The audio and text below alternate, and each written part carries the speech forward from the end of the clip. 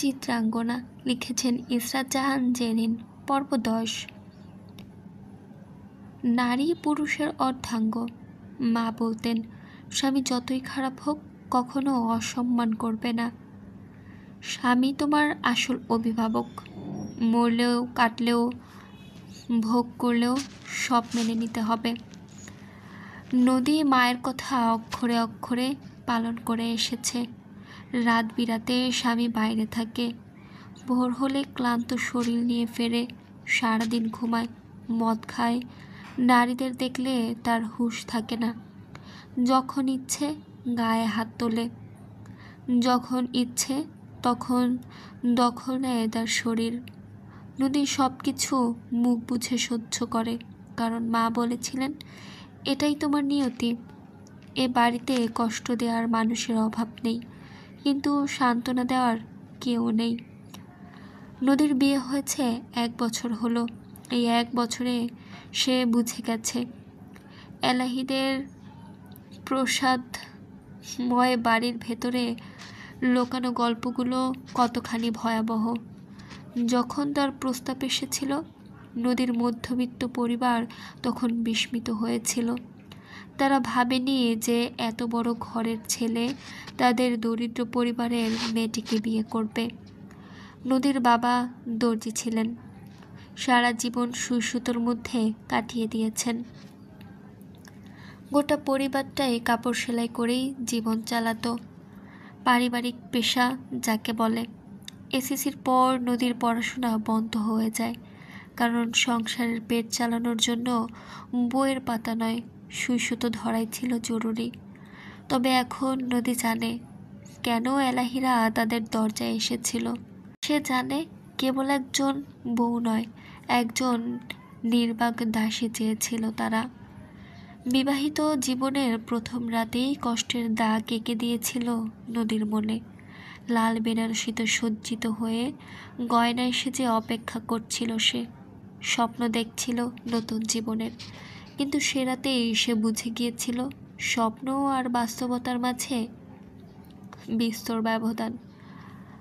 রাজন সেই রাতে আসেনি, তার মুখ পর্যন্ত দেখা হয়নি নদীর।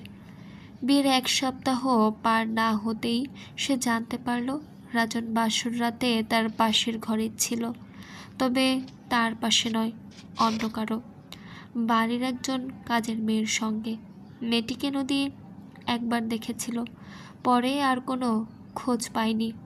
এলাহিদের এই বাড়িতে কে কবে আসে, কে কবে হারিয়ে যায়, তার হিসেব কেউ রাখে না। রাজন দেখতে অসাধারণ। আল্লাহ যাকে দেয় তাকে সব দিক থেকেই দেয়। মেয়েরা রাজনের টাকা আর চেহারা দেখেই সঙ্গ দিতে রাজি হয়ে যায়, তবে সব মেয়েরা আবার এমন নয়। নদী এ বাড়ির বড় বউ হলেও বয়সে সে মোহনার থেকেও ছোট। রাজনের 4 নম্বর স্ত্রী সে, তবে মোহনার মতো সুন্দর নয় সে। সে মোহনার মতো শুদ্ধ করে কথা বলতে পারে না, সাজতে পারে না, স্টাইলও করতে পারে না। তার কাছে ফ্যাশন মানে ওই একটা শাড়ি পরা, হাতে 2 মুঠো চুড়ি আর বড় জোর হাত পা দুটোকে আলতায় রাঙিয়ে চোখের নিচটা কাজল রেখায় মুড়িয়ে দেয়া। রাজনের 4 নম্বর স্ত্রী নদী। স্বামীকে কখনো জিজ্ঞাসা করার সাহস হয়নি আগের 3 জনের সঙ্গে কি হয়েছিল, তারা কি বেঁচে আছে নাকি মারা গেছে। নদী যে বাচ্চাটিকে 1 বছর ধরে পালছে তা নদীর 3 নম্বর সুদিনের মেয়ে। ছোট্ট একটা পুতুল বলা চলে। নুরি নিজের মেয়ের মতো করেই একে পালন করছে। নুরির কাছে থাকলে দুঃখকেও সহনশীল মনে হয় নদীর, তবে মাঝে মাঝে খুব করে কাঁদতে ইচ্ছে হয়। আজ 1 বছর হলো পরিবারের কারোর সঙ্গে দেখা হয়নি, তার কথাও হয়নি। রাজন বিয়ের পর দিনই জানিয়ে দিয়েছিল, যদি ওই বাড়ি যাও তাহলে এই বাড়ি ভুলেও পা রাখবে না। বিয়ের 2য় দিন স্বামীর বাড়ি থেকে পরিত্যাগ হলে সমাজ নদীকে কোন চোখে দেখত? তার বাবা মায়ের অবস্থান কেমন হতো। তবে রাজন 1 বছর ধরে নদীর পরিবারকে আর্থিকভাবে সাহায্য করছে। নদীর ছোট বোনের পড়ালেখার খরচ দিচ্ছে। ভাইটাকেও বিয়ে করিয়েছিল রাজন। একটা চাকরির ব্যবস্থাও সেই করে দিয়েছিল। দেখা সাক্ষাৎ না হোক, তবে নদী জানে তার পরিবার সুখে আছে। যে সুখটা নদী তাদের দিতে পারেনি তা রাজন দিচ্ছে। তাই কখনো নদীর সাহস হয়নি রাজনের বিরুদ্ধে যাওয়ার, আঙুল তুলে তর্ক করার। এই বাড়ির নারীদের নীরবতাই আসল অস্ত্র। ভাবি আসবো? নদী ভালো করে শাড়ি দিয়ে শরীর ঢাকলো, মাথায় একটা ঘোমটা দিয়ে দরজার সামনে দাঁড়িয়ে থাকা চিত্রাকে উদ্দেশ্য করে বলল, আসো আসো, বাইরে কেন দাঁড়িয়ে আছো? চিত্রা রুমে ঢুকে চারপাশটা দেখলো। রুমটা একেবারে সাধারণভাবে সাজানো। ঘরের প্রতিটি আসবাবপত্র কাঠের তৈরি, তাতে আবার ডিজাইন করা। জমিদারি একটা ভাব আছে। চিত্রা বিছানার ওপরে গিয়ে বসলো। একবার ঘুমন্ত নুরির দিকে চেয়ে বলল, নুরি দেখতে একেবারে ভাইয়ার মতো হয়েছে, মাশাল্লাহ, একটা পরী। নদী মেকি হাসলো। ব্যথায় গা এখনো জ্বলছে। নদীর অস্বস্তি লাগছে। ভাইয়া কোথায়? উনি উনি তো কামে গেছে। রাতের বেলা? রাতেই তো তেনাগো সব কাম। রাইতে হাওরে জাল ফেলাইব জেলেরা, ভোরে সেই মাছ আড়তে যাইব, আবার সেইখান থেকে কতখানে যাইব। তেনাগো সব ব্যবসা, তেনাগোর তো সেইখানে থাকন লাগবো, তাই না? চিত্রা জবাব দিল না। কিছুক্ষণ থেমে বলল, অদ্ভুত কাজকর্ম, কিন্তু ফারাজ তো কাজে গেল না, বাড়িতেই তো আছে। নদী ভুরু কুচকালো, প্রশ্ন করল, যায় নাই? ও আসলে হ্যাঁ, তো বিদেশের কারবার সামলায়, এইখানে তার কাজ না থাকতেও পারে, আমি ঠিক কইতে পারি না। ফারাজ বিদেশে কিসের ব্যবসা করে? নদী থমকালো, নড়েচড়ে বসে বলল, এই ব্যবসায়ী তো। দেশের বাইরে মাছের অনেক চাহিদা, বিভিন্ন দেশে দেশীয় মাছ রপ্তানি হয়, সেই সব বিষয় তদারকি করে ফারাজ। তবে তার নিজ বড় বউ রুমানা এলাহি এসেছেন। সচরাচর তিনি বউদের ঘরে আসেন না, জরুরি দরকার পড়লেই আগমন ঘটে তার। রুমানার শরীর ভর্তি স্বর্ণের গহনা, সারাদিন পান চিবোতেই থাকেন। ওমা, ছোট বউ দেখি এইখানেই আছে তো, আমার 2 বউ কি গপ্প করতাছে? চিত্রা মাথায় ঠিক করে ঘোমটা টেনে দিয়ে জবাব দেয়, কিছু না আম্মা, এই তো নুরিকে দেখতে এসেছিলাম। আচ্ছা, আপনারা থাকেন, কথা বলেন, আমার এমনিতেও ঘুম পাচ্ছে। চিত্রার কেন যেন মনে হচ্ছিল তার শাশুড়ি নদী ভাবির সঙ্গে জরুরি কোনো কথা বলতেই এ ঘরে এসেছেন। চেহারায় কেমন একটা অস্থিরতা ছিল, তাই ইচ্ছে করেই দুজনের মাঝ থেকে উঠে যায়। ফারাজ বাড়ির গ্রেজে গেছে, গাড়িতে কি একটা নাকি ভুল করে রেখে এসেছে, সেটাই আনতে গিয়েছে। চিত্রা রুমে গিয়ে আয়নায় নিজেকে একবার দেখল। সোহাগ তাকে এত বড় ধোঁকা দিল, কিন্তু চিত্রার কষ্ট হচ্ছে না কেন? চিত্রার মন এখন আর সোহাগের জন্য ব্যাকুল হচ্ছে না কেন? তবে কি একেই মানুষ ঘৃণা বলে? হয়তো সোহাগের প্রতি তৈরি হওয়া ঘৃণাই চোখের জল মাটিতে পড়তে দেয়নি।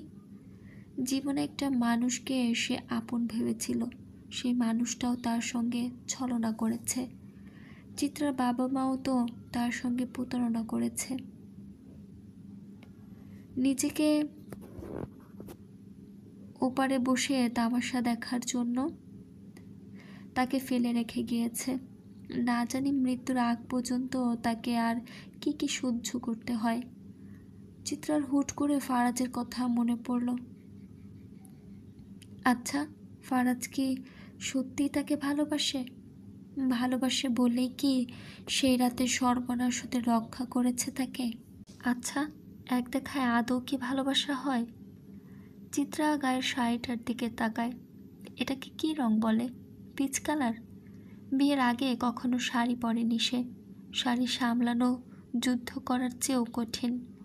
কখনো কারো সামনে খুলে যায়। ছি, কি লজ্জা।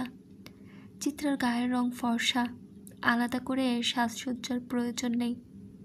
সাজেও না সে। চিত্রার চুলে খোপা করাচ্ছিল। কপালের সামনে ছড়িয়ে ছিটিয়ে পড়ে থাকা চুলগুলোকে সে হাত দিয়ে ঠিক করে। হঠাৎ শীতল দুটো হাত পেছন থেকে তাকে জড়িয়ে ধরল। আগুন সুন্দরী। এলাচির মিষ্টি একটা গন্ধ নাকে আসছে চিত্রার। এই গন্ধ বোধ হয় 100 হাত দূর থেকেও পাওয়া যাবে। অনেক স্ট্রং একটা গন্ধ। ফারাজ পেছন থেকে কি একটা যেন চিত্রার গলায় পরিয়ে দেয়। চিত্রা আয়নার দিকে তাকায়। একটা নেকলেস, চিকন একটা নেকলেসের ছোট্ট একটা হার্ট আকৃতির লকেট। তোমার গায়ের রঙের সঙ্গে স্বর্ণের রঙটা মানানসই। দেখো যে সুন্দরী, কি অপরূপ লাগছে। তোমার গলায় যাওয়ার মাত্রই স্বর্ণের সৌন্দর্য বেড়ে গেছে। চিত্রা পেছনে ঘুরে ফারাজের দিকে তাকায়। ছেলেদের সবচেয়ে আকর্ষণীয় জিনিস কোনটা? ফারাজকে দেখল চিত্রা। লোকটার সব কিছুই তো আকর্ষণীয়। আমাকে কেন দিলেন এটা? আমার বউকে আমি দিয়েছি, তাতে তোমাকে কৈফিয়ত দিতে হবে নাকি? আপনার বউকে? ফারাজ চিত্রাকে আয়নার দিকে ইশারা করলো। চিত্রা আয়নায় তাকিয়ে নিজেকে দেখল। ওই যে আগুন সুন্দরীটাকে দেখছো না? ওটা আমার বউ। জানি দেখে অনেক হিংসা হচ্ছে, নজরও দিতে পারো, তবে সমস্যা নেই। বউকে আমি নজর কাটার মন্ত্র পড়ে ফু দিয়ে দিয়েছি। আপনার ভেতরে এত বেহায়াপনা কোথা থেকে আসে জানতে পারি? আসে মানে 30 বছর ধরে সব যত্ন করে তুলে রেখেছি শুধুমাত্র বউকে উজাড় করে দিব বলে। ছাড়ুন তো। চিত্রা বিছানার দিকে যেতে নিলে ফারাজ তাকে আবারও নিজের কাছে টেনে বলে, ধরেছি কি ছাড়ার জন্য? ধরেছি সারা জীবন আগলে রাখার জন্য, আমৃত্যু ভালোবাসার জন্য। আচ্ছা, আপনার লজ্জা নেই কেন বলুন তো? একটু লজ্জা করতে শিখুন। লজ্জা? ওইটা আবার কি?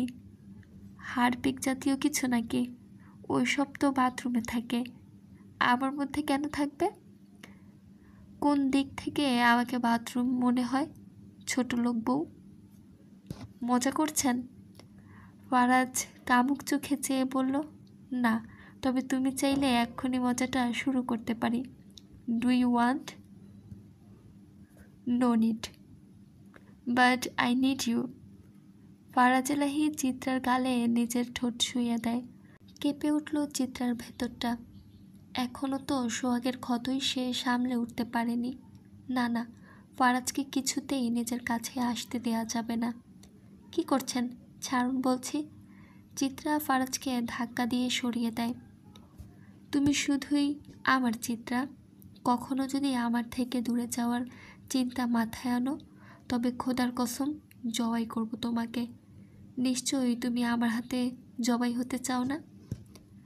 চিত্রাকে পাচা কোলে তুলে বিছানায় শুয়ে দেয়। তারপর শার্টের বোতামে হাত দিয়ে বেহায়ার মতো হেসে বলে, আমাকে বেহায়া বলছো না? চলো, তোমাকে আজ বেহায়াপনার ড্যামো দেখাই প্রিয়তমা।